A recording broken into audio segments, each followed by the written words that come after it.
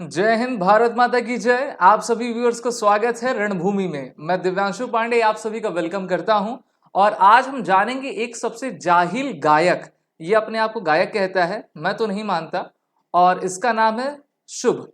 Okay, तो शुभ के नाम से ये फेमस है, शुभ नाम है, लेकिन सबसे बड़ा अशुभ काम इसके द्वारा किया जाता है। और एक बार इसने फिर से जो है अपनी जाहिलियत और एंटी इंडिया का परिचय फिर दे दिया है। जी हाँ, अभी हाल ही में कुछ दिन पहले भी ये आपका सुर्खियों में था, जहां पर पूरे भारत के द्वारा इसको बायकॉट किया गया था। वहीं पर विराट कोहली ने भी इसको अनफॉलो आपका कर दिया था। एक बार फिर से इसने अपने कॉन्सर्ट में खालिस्तान का मैप आपका शो किया और उसमें इंदिरा गांधी जी की एसेसिनेशन की जो आपकी एक प्रकार से फोटो थी उसको दर्शाया और खालिस्तान की मांग इसने फिर से दोहराई।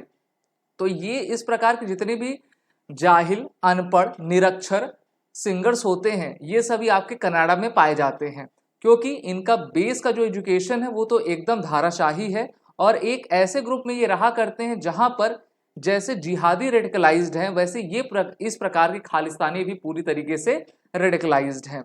और हम जानते हैं कि 1984 में जब इंदिरा गांधी जी की हत्या हुई थी, उसी समय से खालिस्तानी जो मूवमेंट था काफी जोर इसने पकड़ा हुआ था। 1990 तक काफी सिचुएशन पंजाब की आपकी वर्सन थी। और अब जो है अभी का जो दौर चल रहा है, जहां पर हम देखते हैं कि पंजाब से ज्यादातर लोग कनाडा जाते हैं और वहां पर ऐसे खालिस्तानियों के बीच रच घुल मिल जाते हैं कि वो एंटी इंडिया एक्टिविटी करने लगते हैं। इसी का साथी एक और है, इसका नाम क्या है, इस खरगोश जैसे बालों का, कि इसका एपी ढुल्लो नाम है। और ये भी आपकी संगीत बनाता है, गाता है, ये दोनों ही सिंगर हैं।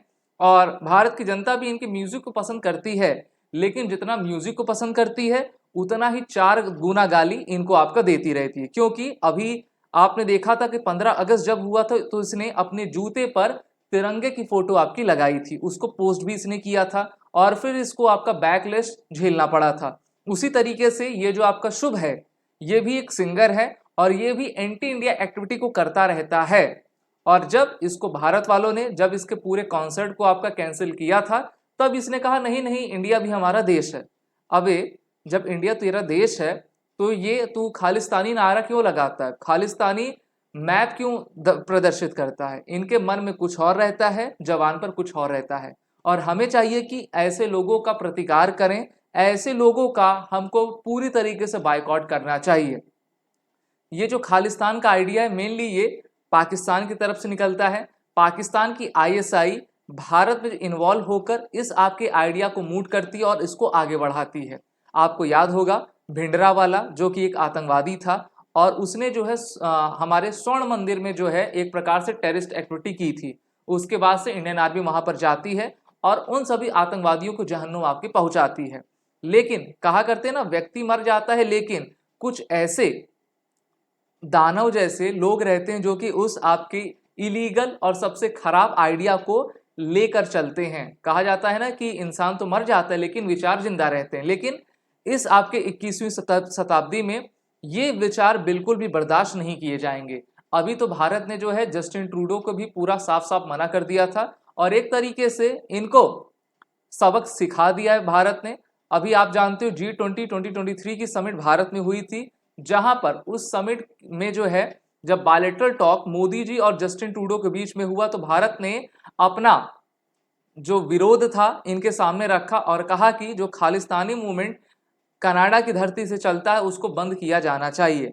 लेकिन जस्टिन ट्रूडो ने भारत को ही कहा कि देखिए हम तो डेमोक्रेटिक वैल्यूज को जो है दबा नहीं सकते हैं और हमारा ये ऐसा है नहीं। उसके बाद पिछले 1-2 महीनों में काफी आपके खालिस्तानी जो आतंकवादी कह लें उनकी मृत्यु हुई है। और खालिस्तानियों ने कहा और साथ ही साथ कनाडा की गवर्नमेंट ने कहा कि देखिए भारतीय एजेंसीज का हाथ है हमारे खालिस्तानी सिटीजन्स, कैनेडियन सिटीजन को मार गिराने में। फिर भारत पूछता कि अच्छा आप अपना कोई प्रूफ दीजिए, तो ये क्या कहता है कि हमको जो है ओपन सोर्सेस से जानकारी मिली है। अरे अबे डफर ना, ओपन सोर्सेस तो आजकल गूगल में है, तो क्या तुम ओपन सोर्सेस से काम करते हो? तो जैसी सरकार है वैसे वहां के लोग हैं, जैसी सरकार है वैसे ही लोगों को ये जो सिटीजनशिप आपका दिया करते हैं। कनाडा का जो $10 बिलियन की इकोनॉमी है, भारत की स्टूडेंट वीजा पर ही आपका डिपेंडेंट है। और भारत ने 41 काउंसलर्स को जो कि कनाडा के यहां पर रहते हैं उनको बर्खास्त कर दिया है। कनाडा ने क्या किया था, भारत के हाई कमिश्नर को बुला के कहा कि आप कनाडा से बाहर जाइए। अगले ही दिन भारत ने उनके उच्चायुक्त को बुलाया और 2 मिनट के भीतर ही उनको कह दिया कि आपके पास 5 दिन का समय है, आप यहां से निकल लीजिए, आप तो जाइए ही जाइए, आपने जो एक्स्ट्रा काउंसलर यहाँ पे बैठा रखे हैं उनको भी ले जाइए। फिर कनाडा की आंख खुली, अरे भैया ये क्या हो गया ना, हमारा बिजनेस तो ठप हो जाएगा। अरे भाई तुमको करने से पहले सोचना चाहिए ना। और ये दूसरा पप्पू है, कनाडा का पप्पू कौन है, जस्टिन ट्रूडो है। और ये जो है खालिस्तानी गतिविधियों को आपका सपोर्ट करता है, क्योंकि इसको खालिस्तानियों से वोट मिलता है। और इसकी गवर्नमेंट जो आपकी चल रही वो इन्हीं रेडिकलाइज खालिस्तानियों की वजह से है।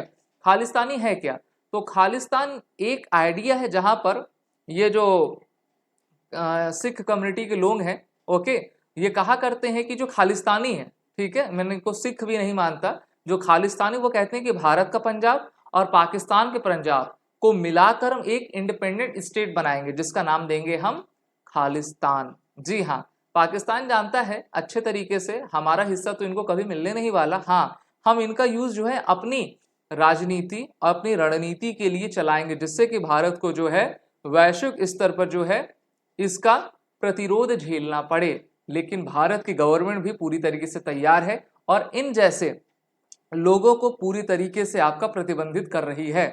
अभी आप जान रहे हो कि भारत की विदेश नीति की बागडोर जो है डॉक्टर सुब्रमण्यम जयशंकर के हाथ में है। और मैं, हमारी रणभूमि ये मांग करेंगे कि शुभ जैसे जितने भी आपके खालिस्तानी हैं इनकी एक पूरी फेयर लिस्ट बनाई जाए। एपी ढिल्लो जैसे जितने खालिस्तानी उनकी फेयर लिस्ट बनाई जाए, उनको भारत में आने से रोका जाए, उनका किसी प्रकार का कॉन्सर्ट भारत में नहीं करने दिया जाए, क्योंकि जब जेब पर चोट पड़ती है तभी इंसान जागता है। और दूसरा, ऐसी म्यूजिक कंपनी जो कि भारत की हैं, जो कि इनके सॉन्ग्स को प्रमोट करती हैं इनके सैटेलाइट राइट्स को आपका बेचा करती हैं, उन पर प्रतिबंध लगाया जाए और कहा जाए कि देखो इन खालिस्तानी आतंकवादियों का बिल्कुल भी आप समर्थन नहीं करोगे। साथ ही साथ NIA यानी कि नेशनल इन्वेस्टिगेशन एजेंसी को इनकी पूरी लिस्ट दी जाए और कहा जाए कि इनके ऊपर कार्रवाई करो, रेड कॉर्नर नोटिस जारी करो और हो सके तो इनको कनाडा से पकड़ के लाओ और यहाँ पर जो है सजा सुनाओ, क्योंकि ये सुधरने वाले नहीं है। ये वही कुत्ते की दुम है जो हमेशा जो है टेढ़ा रहते हैं। इसीलिए भारत को भी इनके टेढ़े तरीके से व्यवहार करना चाहिए और हम और आप इनको पूरी तरीके से बायकॉट करें। जैसे भारत में जो पाकिस्तान के एक्टर्स आते थे, गायक आते थे, यहाँ पर गाना गाते थे ना, फिर शिवसेना और जो राज ठाकरे हैं उनके द्वारा प्रदर्शन किया गया और काफी अल्टीमेटम बॉलीवुडियो को दिया गया कि देखो ये जो है दाऊद वाला भूमि नहीं है, यहाँ पर ये सब नहीं चलेगा, वो हमारा खून बहाएं, यहाँ पर आके जो है काम लें, पैसा लें और फिर अपने देश जाकर भारत को गाली दें, तो बिल्कुल नहीं चलने वाला।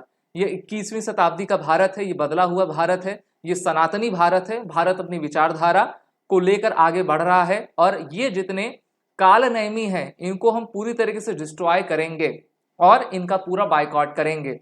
तो आप और हम सचेत रहें, शत्रु बोध को जाने कि कौन हमारा शत्रु है, कौन हमारा मित्र है। हम जानते हैं ना, रामायण का एक मैं आपको घटना बताना चाहूंगा। जब रावण माता सीता का हरण करने आया था तो वो किस वेश में आया था, साधु के वेश में आया था।